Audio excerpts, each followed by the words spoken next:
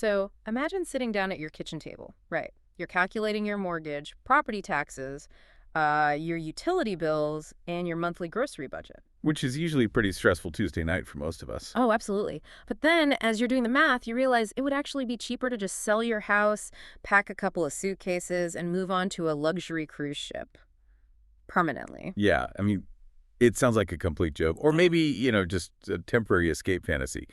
Because the idea of completely abandoning land-based living, it goes against almost every financial and cultural norm we have. Right, which is exactly why the stack of sources you, our listener, sent us today is so incredibly compelling. I mean, we are looking at deep dive reports from Forbes, People, Smart Asset, Unilad, and Cruise Mummy. It's a really diverse stack of materials. It really is. And they are all analyzing this mind-bending phenomenon, the perpetual voyager, like people who are taking their retirement and increasingly even their remote work and just moving it entirely to the ocean. The overarching theme in all these materials is its complete inversion of how we view primary infrastructure. Yeah. Because historically, a cruise is a reward. Yeah. A vacation. Exactly. It's a brief, heavily structured escape from your actual life. But the people in these case studies, they're treating maritime corporations as their primary utility providers. Wow. Yeah. They're literally outsourcing the logistics of daily survival. Housing, food, maintenance, entertainment, all of it goes to a floating entity. So, okay, let's unpack this. Our mission for this deep dive is to figure out if this is actually the ultimate financial and lifestyle hack, or if it's, just a massive floating mirage that's hiding some severe physical and financial costs. Because on the surface, the numbers can seem really contradictory. They really do. Like looking at the couple profiled in the People magazine article, they sold their terrestrial home to live and work remotely from standard cruise ships. And they argue it is fundamentally cheaper. And that financial pivot is where most people get stuck. Yeah. Because, well, the upfront math just feels wrong. I totally balked at the math. Because if we look at it through the lens of a subscription model, it's like they're trading the traditional American dream for an all-inclusive subscription model for existence. You pay one flat fee, and life just happens to you. That's a great way to put it. But wait a minute. We all know cruises are luxury vacations. They have casinos, Broadway-style shows, massive water parks, endless buffets.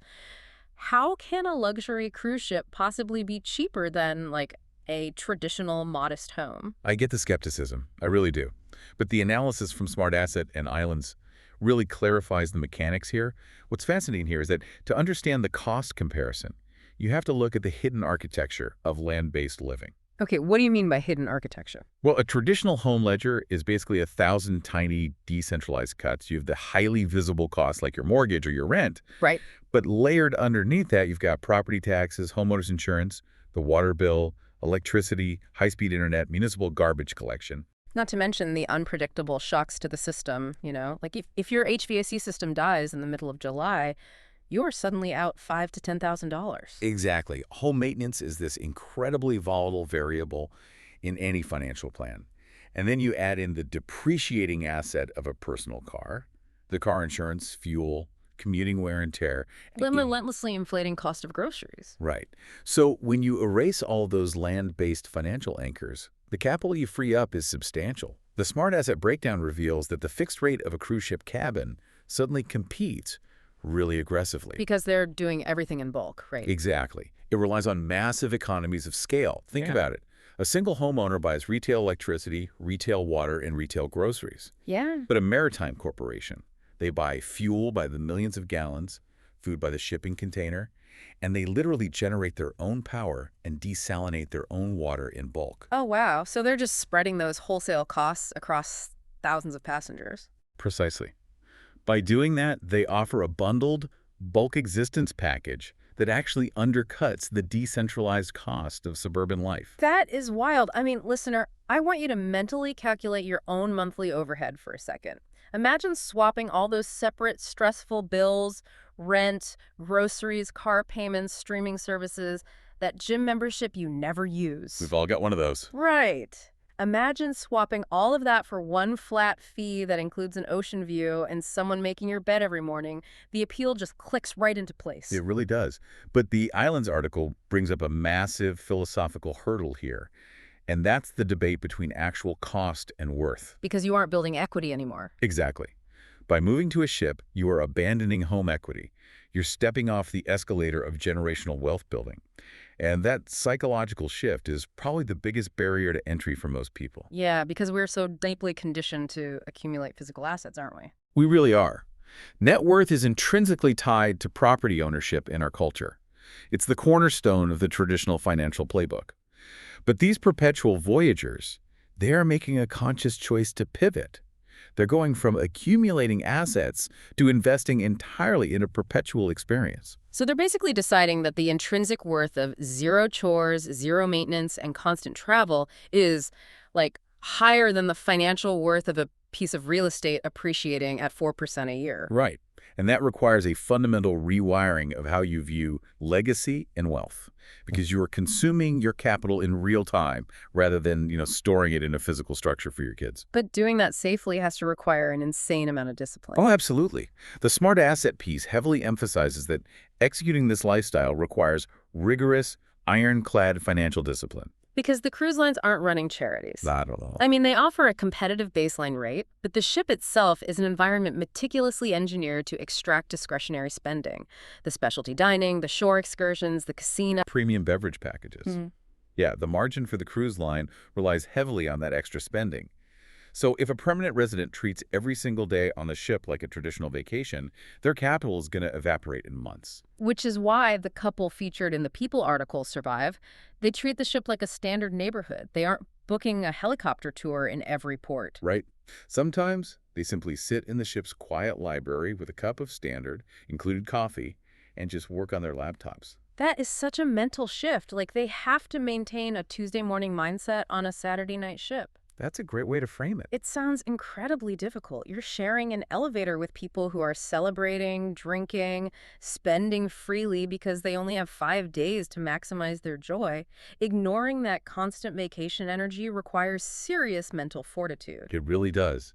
And that highlights the inherent limitation of trying to live on standard commercial cruise ships, which the Cruise Fever and Tips for Travelers sources discuss at length. You're just constantly surrounded by a rotating cast of temporary tourists. Exactly. It's a clever financial loophole for a disciplined few, but it lacks the infrastructure for a true long-term community. Right. But here's where it gets really interesting. Relying on standard cruise ships as a temporary hack is changing. And that brings us to the Forbes article you sent us. Yes, the industry is pivoting. They've clearly noticed this dedicated market and are actively closing the loophole by building purpose-driven residential ships. And the data on this upcoming cruise ship, the Odyssey, is just staggering. It's completely unprecedented. We are talking about a 15-year, 140-country continuous journey. 15 years. The Odyssey really represents a massive escalation. It's moving from tourism to permanent mobile residency. So the whole layout of the ship has to change, right? Exactly. The architectural and logistical focus of the vessel shifts from, massive water parks and casinos to business centers, comprehensive medical suites, and long-term storage. Okay, waking up in a new country every week sounds idyllic for the first year, maybe the second, but a 15-year commitment that completely alters the paradigm. It's a massive commitment. This isn't just an extended vacation anymore. It's like moving into a floating municipality. But what happens when the honeymoon phase ends? It's essentially the ultimate gated community, except the gates move across the oceans, and you are locked in for a decade and a half. If we connect this to the bigger picture, the sociological tension you're pointing out is actually the most complex variable in the Odyssey project. Really? More than the money? Oh, definitely. The shift from a nomadic, ship-hopping lifestyle to structured permanent residency completely changes the social contract. Because you can't just leave. Right. When you hop from commercial ship to commercial ship, like the couple in the People article, you retain ultimate freedom. If you dislike the demographic on board, your contract ends in 2 weeks and you just walk away. You just vanish into a new crowd. Exactly. Huh. But on the Odyssey, you're buying into a multi-year closed-loop society. And establishing long-term neighbors in a physically confined space guarantees friction. Oh, human nature boards the ship with you. Yes, it does. Yeah. With all its quirks, disagreements, and politics. There will inevitably be community politics. Intense debates over how shared spaces are utilized, noise complaints, personality clashes. I mean, the Forbes piece implies a certain level of financial vetting that might filter the demographic, but money does not eliminate human conflict. Not at all. I can just easily picture the maritime equivalent of a homeowners association meeting. You know, you're anchored off the stunning coast of Madagascar, but the primary topic of conversation is that Susan from Deck 7 keeps leaving her towel on the premium loungers. That is exactly what's going to happen. The daily human drama doesn't evaporate just because the scenery is spectacular. And you have to consider the cognitive load of a 15-year journey under those conditions. What do you mean by cognitive load in this context? Well, the exterior environment is in a state of perpetual flux, right? The language spoken at the port changes monthly. The currency changes. The climate shifts dramatically. Oh, that's true. So, to cope with that constant external sensory novelty, the human brain actively seeks an anchor. In this scenario, the only constant anchor is the interior of the ship and the specific people on it. Wow. So your reliance on your fellow passengers becomes immense. It's almost tribal. Sociologically, it is very tribal. You are entirely dependent on a small, isolated group for your complex social needs, your professional networking if you're working remotely, and your emotional support system. You're trading the physical anchor of a concrete foundation for the social anchor of your fellow voyagers. Beautifully said, yes. Which is terrifying if things go bad. On land, if you have an irreconcilable falling out with a neighbor, you can build a taller fence or take a different route to work. On a residential ship, you're going to see that person at the breakfast buffet, in the elevator, and in the gym every single day for the next 14 years. And that's why the commitment goes far beyond just a financial contract. It is a profound psychological pact with the vessel and its inhabitants. You have to possess a highly specific, highly adaptable temperament to actually thrive in a closed-loop community for that duration. Okay, so we've examined the financial logic and the intense sociological dynamics, but avoiding a broken water heater and navigating a floating HOA doesn't really matter if the ship itself breaks your body. This is where things get really serious. Yeah, and that is the hidden tax detailed in the Unilad report and the realities outlined by Cruise Mummy. So what does this all mean for our biology? What is the actual physical toll of taking a terrestrial biology off land for good? Well, this raises an important question because the biological ledger is rarely featured in those glossy brochures. But it is the ultimate reality check for the Perpetual Voyager. We evolved to be on land. Exactly. Human beings evolved over millions of years to interact with stable, solid ground. Removing gravity's reliable constant introduces a whole host of physiological challenges, starting with the vestibular system. It's so ironic, too, because we associate cruises with the ultimate stress-free relaxation, lounging by the pool, spa treatments, doing absolutely nothing. But if you're living on the water full-time, the floor beneath you is never truly fixed.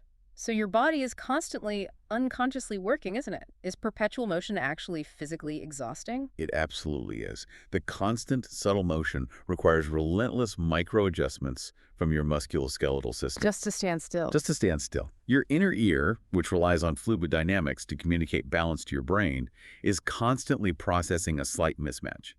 It's a mismatch between what your eyes see, which is a seemingly stable room, and what your body actually feels, which is the roll of the ocean. Even on the big ships. Even on massive vessels with state-of-the-art stabilizers, the environment is always in perpetual motion. So your muscles are firing tiny corrective signals all day long just to keep you upright and oriented. Right. And over a standard 7-day vacation, that constant adjustment is manageable.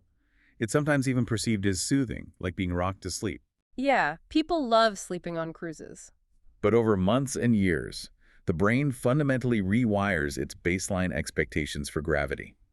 And this leads to a well-documented neurological phenomenon known as mal de débarquement, or disembarkment syndrome. Wait, that's the condition where you step onto solid ground and suddenly the land feels like it's swaying, right? Exactly. The brain has adapted so thoroughly to the ocean's rhythm that stable ground becomes the abnormal stimulus. That sounds awful. It is. Perpetual voyagers frequently report dizziness, nausea, and a profound sense of imbalance when they return to land for extended periods. Their biology has literally adapted to the sea, making terrestrial life physically uncomfortable. Treating your body like an adaptable machine is fascinating, but there have to be limits to that adaptation. I mean, think about how you feel after a long trip. Like, you know that deep cellular sigh of relief when you finally lay down in your own perfectly still bed? Oh, absolutely. The best feeling. If your floor gently sways every single night for the rest of your life, the quality of your rest has to degrade. Could you handle it? That's a huge issue. Sleep disruption is a critical factor highlighted in the Unilad source.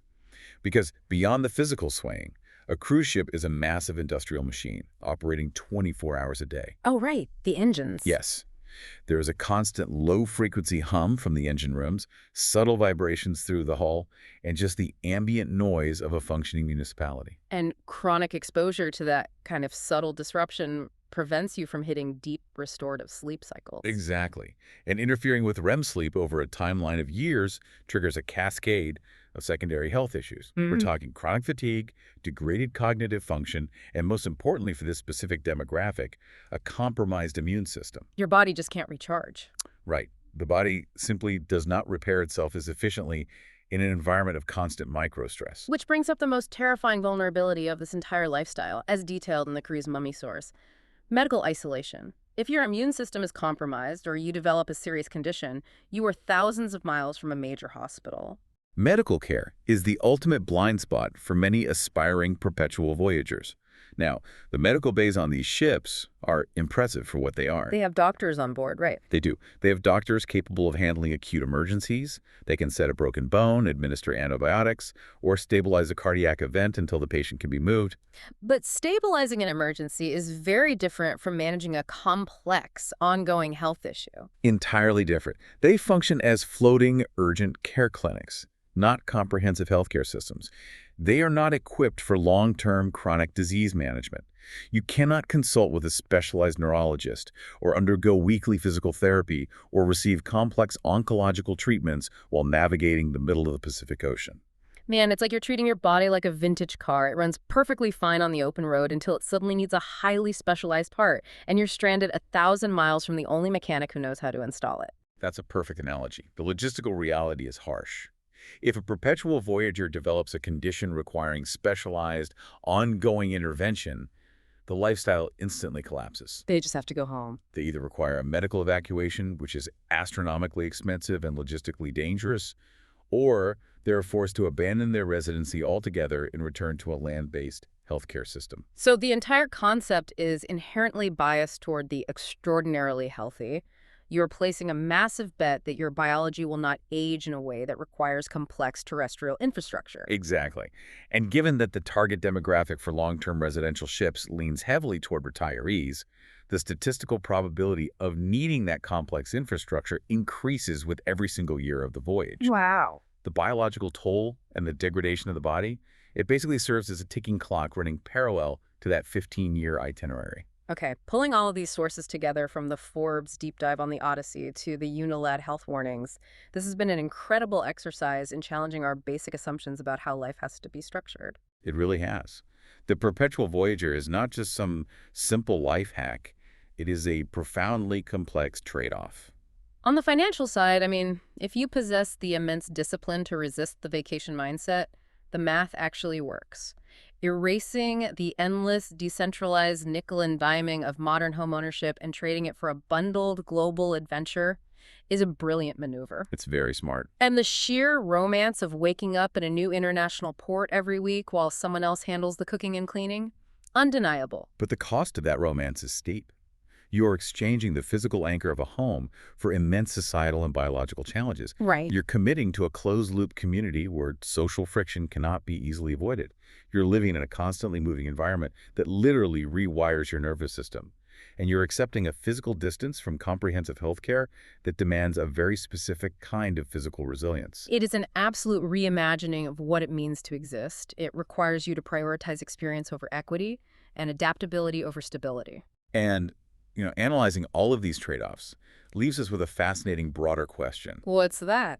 Well, if everyday people are sitting at their kitchen tables doing the math on property taxes, the inflating cost of groceries, and the social isolation of modern suburbs, and they're coming to the conclusion that it is actually more logical, cheaper, and perhaps more fulfilling to literally sell everything and sail away from society for 15 years. Yeah. What does that reveal about the current affordability, structure, and appeal of traditional life on land? Oh, wow. If sailing into the unknown on a floating municipality is becoming the practical, pragmatic choice for retirement, the foundation of our terrestrial life might be far more cracked than we want to admit. It's a sobering thought. That is a heavy thought to carry the next time you open your utility bill. Well, to you, our listener, thank you for sending in this fascinating stack of sources. It really pushed us to look at the mechanics of retirement, the hidden costs of our finances, and the vulnerabilities of our own biology in a completely new light.